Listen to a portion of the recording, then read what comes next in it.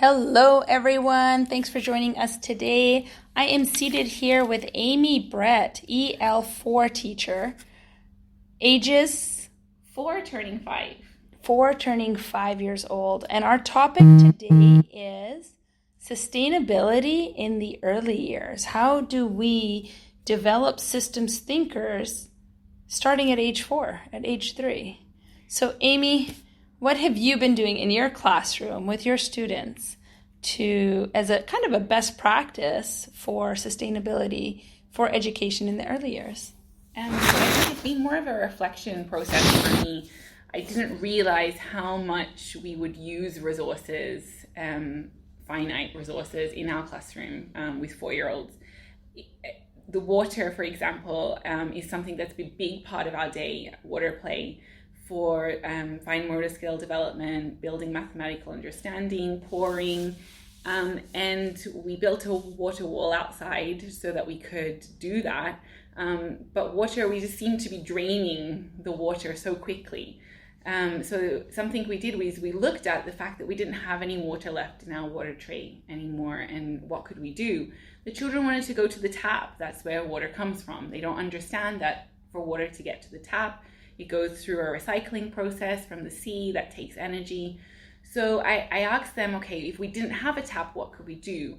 And some of them were trying to scrape some water back off the ground, and that's love it. That's not going to happen. I mean, there was a puddle, and we could try to collect a little bit with a spoon, but we kind of started to think about what if we caught that water that came down the tubing, and that it took a while to get to this point. So the next day we had a finite amount of water, and I explained to them before they began that this was their water for that day, and we were not able to go to the tap, and we were not able to get any more water. And they did that, and they were able to move buckets and work together as a team to move water in a wheelbarrow and balance it. And water was lost, and they were getting really frustrated with each other because there was water being lost. I love it. But they came to this point where they were able to balance the wheelbarrow and move the water into places and move it back into buckets and try to save as much water as possible. And they're really good at that now. That's something that they think about all the time when they're outside playing with water. They wash their hands in the water that we use rather than coming inside to use water constantly.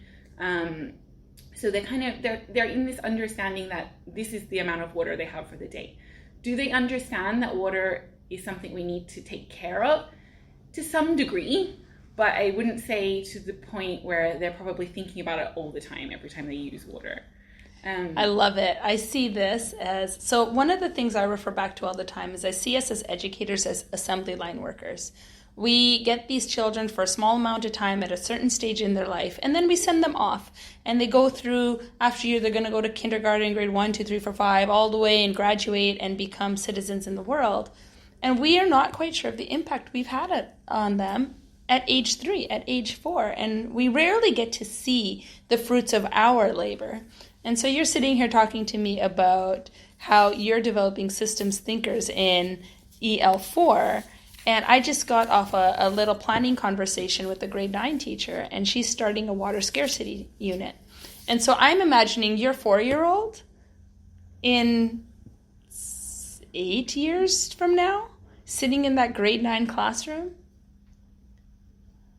And that child that you impacted today is going to have 8 years of thinking about water every time they wash their hands. And so when she is sitting in a grade 9 classroom talking about water scarcity and the conflict caused by water scarcity, the political drama, the environmental issues, she's going to have 8 years now of being able to tap into that thinking. So you've made a huge difference. Thank you. Yeah, it's true. I think they're never too early to understand, small parts of larger concepts.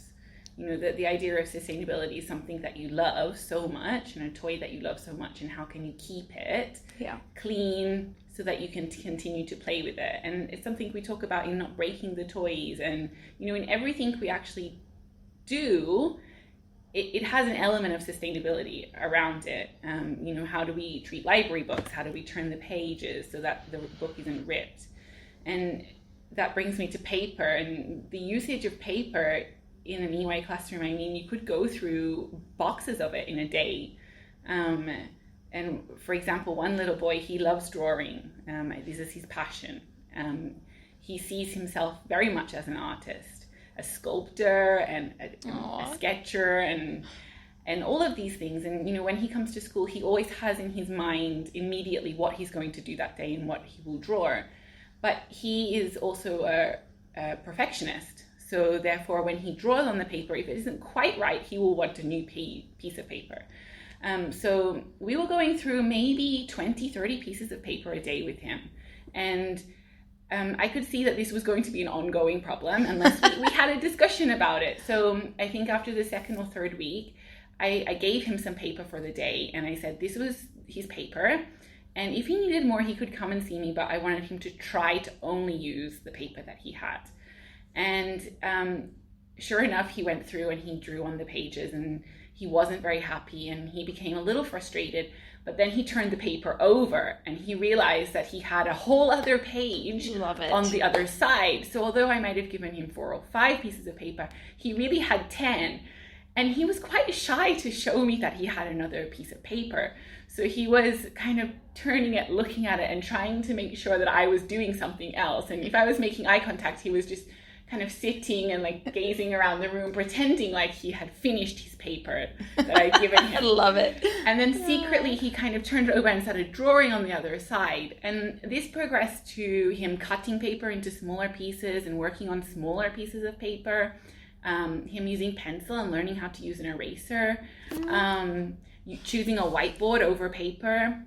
So now we are starting to think about, do we really need to use the paper? Can we use scrap paper? And we created a basket in our room full of lots of little small pieces of paper that are not used, and the children will actively put those bits of paper in there.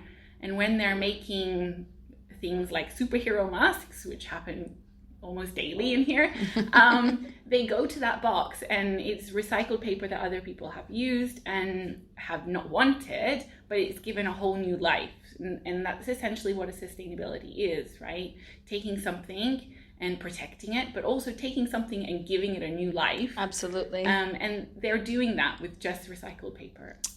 Miss Amy, you are just rocking the sustainability bit in your classroom. And teachers down the road and society and the world down the road is going to really benefit from teachers like you. Like I hope the message spreads that right from the earliest years, if we can get the kids thinking about the entire system, we're looking at starting a compost, and I feel like I want to start my next classroom and give them like a plastic fork and a apple core and ask them what the lifespan is and to actually let them go investigate it in some composting options. So then we could start looking at the lifespan of a plastic fork.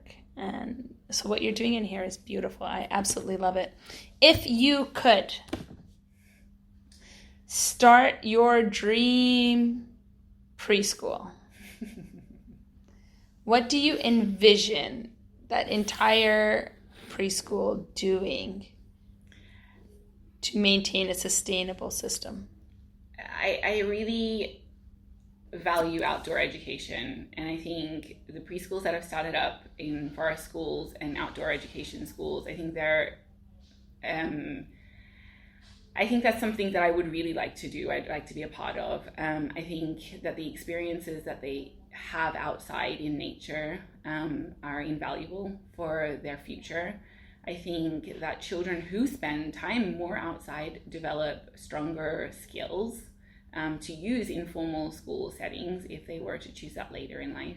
Mm-hmm. So my ideal, if I could, I would be outside in nature, and sure, we would still probably use paper and pens, and ultimately you can't shut away those things that are there. You can choose wisely on what you use, but children are still going to want that stuff.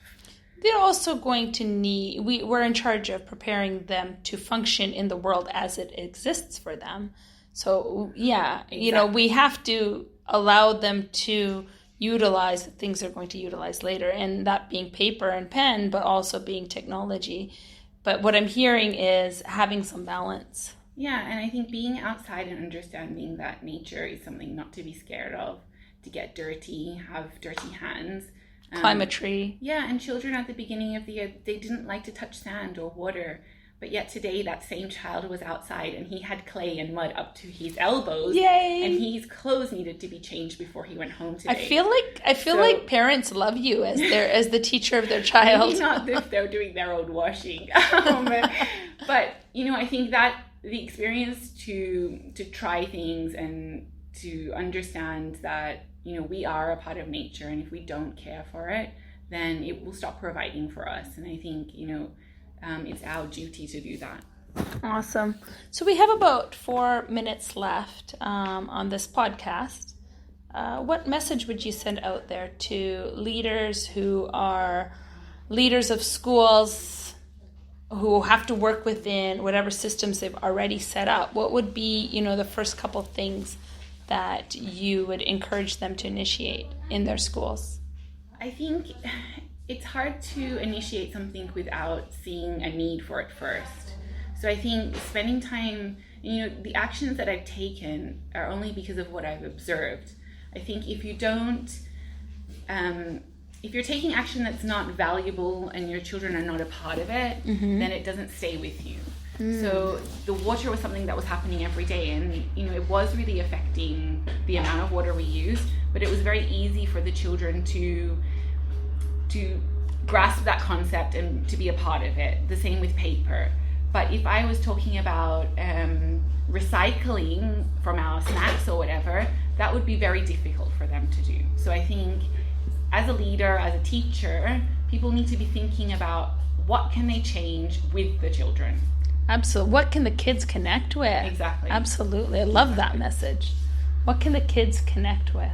So almost starting the systems thinking journey with a connecting point, one that's developmentally appropriate. This brings me back to the work that I hope and dream of doing and continue to do, and I've started to do, is looking at the scope and sequence of a systems thinker. What are the benchmarks at certain ages? And I love that. Thank you for having this session with me today about sustainability in the early years. It's easy to draw on opportunities to spotlight what's going on in the high school because they're already focusing on the interconnectedness of society and how things are connected. And I've been able to impact middle school a little bit, but that's already kind of in the curriculum. The hope, though, is how do we bring it to our youngest learners so we can start that systems thinking journey. So thank you. You're welcome. Thank you. Take care, Amy. Have a good day. You too. Bye-bye. Bye.